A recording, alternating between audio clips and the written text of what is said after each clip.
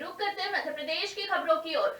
सिवनी जिले के लखनादौन जनपद पंचायत ग्राम पंचायत घूरखेड़ा में भ्रष्टाचार का मामला सामने आया है। ग्रामीणों ने बताया कि उनका नाम प्रधानमंत्री आवास योजना में आ गया था, लेकिन सहायक सचिव ने पैसों की मांग की, जिसके बाद लोगों ने उन्हें पैसे दे दिए। पैसे देने के बाद भी उनसे और पैसे मांगे गए और जब वह पैसे नहीं दे पाया तो उनके घर का नाम काट दिया गया। विकलांग हितग्राही का प्रधानमंत्री आवास योजना से नाम कटने के बाद पीड़ित ने कलेक्टर और जनपद पंचायत सीईओ को अवगत कराया, लेकिन किसी भी अधिकारी द्वारा कार्रवाई नहीं की जा रही। लखनादौन से मुकेश साहू की रिपोर्ट।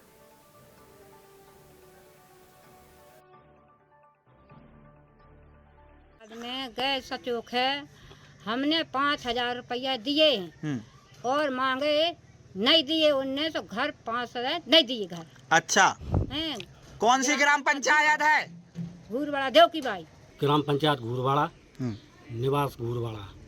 सहायक सचिव ने 5,000 लिए हैं और इस मांग और मांग रहे थे तो मकान नहीं दिए। अच्छा, लिस्ट में आप नाम आ गया था क्या?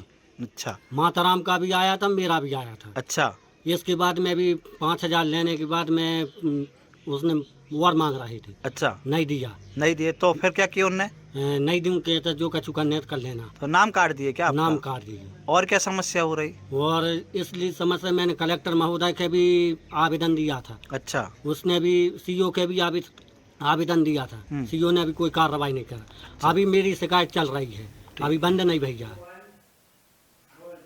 खबर मध्य प्रदेश के उज्जैन से है, जहां महाराणा प्रताप की जयंती धूमधाम से मनाई गई।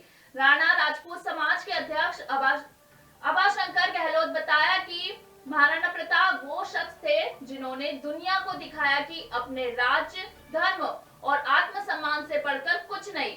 यही वजह है कि शिरोमणि महाराणा प्रताप आज भी प्रासंगिक है और हमेशा रहेंगे। हमारी आने वाली पीढ़ी इसे सदैव याद रखे, इसलिए राणा राजपूत समाज द्वारा प्रतिवर्ष प्रतिभावान छात्र छात्राओं को प्रोत्साहन पुरस्कार देकर सम्मानित किया जाता है।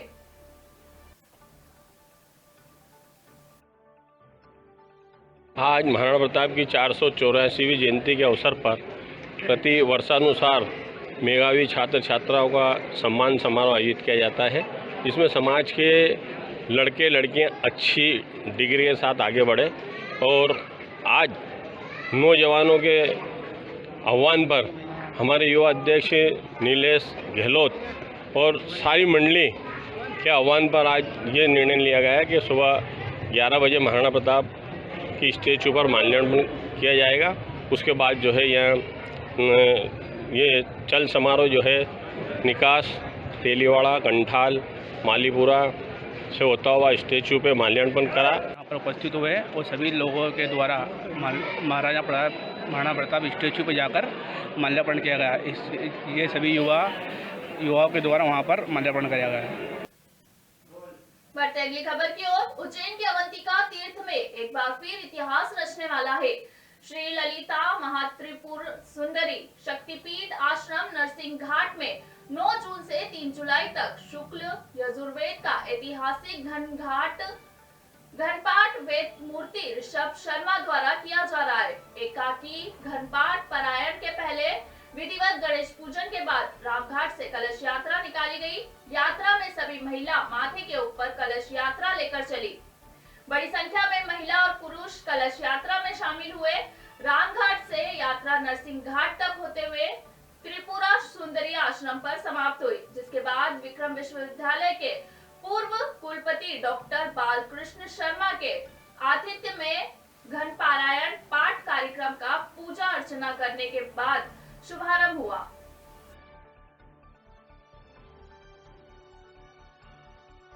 ये जो है एक अद्भुत अलौकिक ऐतिहासिक कार्यक्रम है। ये जो है वेद पारायण है। इस वेद पारायण को पूरा कंठस्थ 25 दिनों तक की ये यात्रा है और आज उसके प्रारंभ में जल यात्रा निकाली गई है।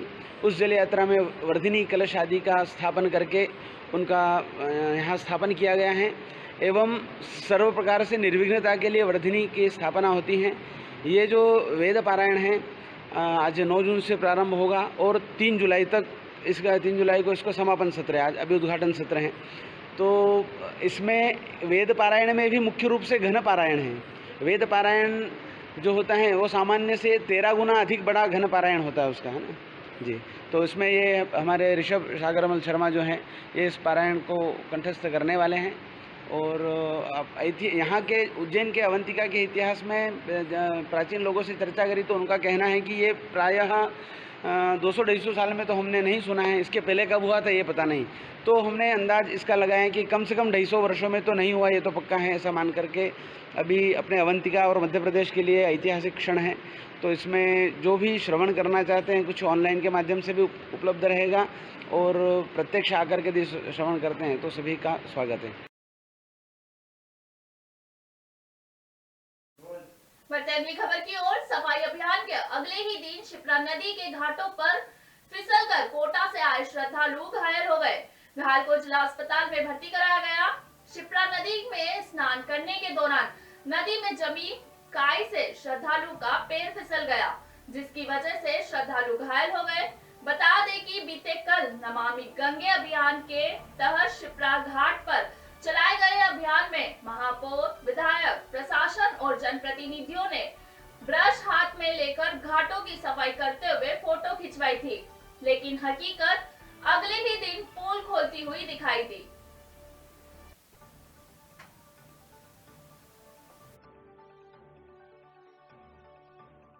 हम दर्शन करने आए थे, रामघाट में नहाने गए थे तो वहाँ बहुत फिसलन हो रही थी, इस कारण से हम गिर गए। कहाँ पर लगी आपको? मेरे पैर में लगी है। तो क्या काई के लिए फिसल गए? वहाँ क्या हो रहा था? वहाँ काई जम रही थी।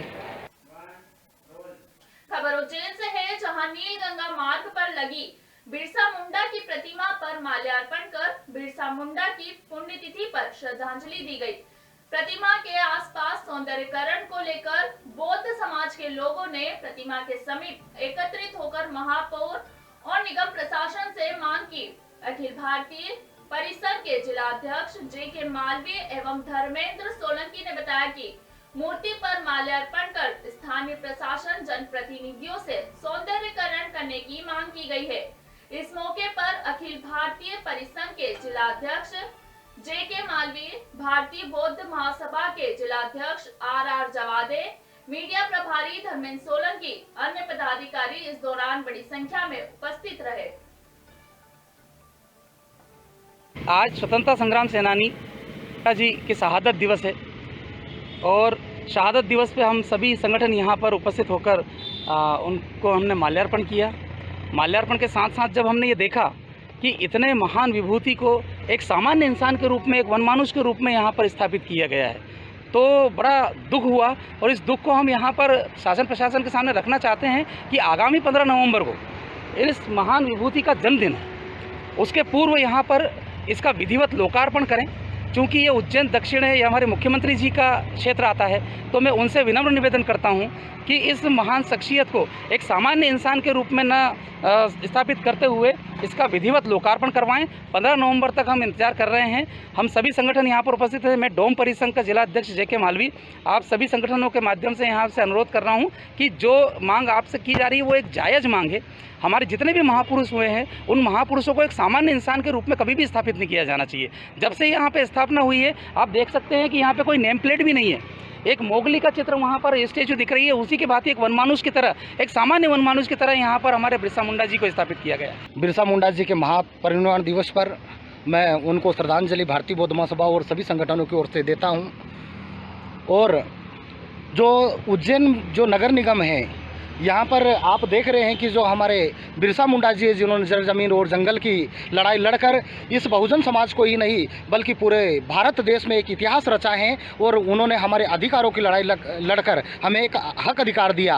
हम शासन प्रशासन और नगर निगम से यहाँ पर और महापौर जी से एक मांग करते हैं कि जो हमारे महापुरुष बिरसा मुंडा जी की जो स्टेचू यहाँ पर लगाई गई है, यहाँ पर देखा जाए तो जो पास में एक कार्टून बना हुआ है, इस प्रकार से एक महान शख्सियत जो हमारे महापुरुष हैं, जिनसे हमारी आस्था है, उनकी जो स्टेचू इस प्रकार से यहाँ पर लगाई गई है। हम नगर निगम से मांग करते हैं कि यहाँ पर सौंदर्यकरण किया जाए और जो ये जो स्टेचू हैं, जो हमारे बिरसा मुंडा जी का 15 नवंबर 1875 में जन्म हुआ, तो इनकी जयंती के पूर्व यहाँ पर इसका सौंदर्यकरण कर यहाँ पर इसका विकास कराया जाए। हम शासन प्रशासन से यही मांग करते हैं, नगर निगम से भी यही मांग करते हैं।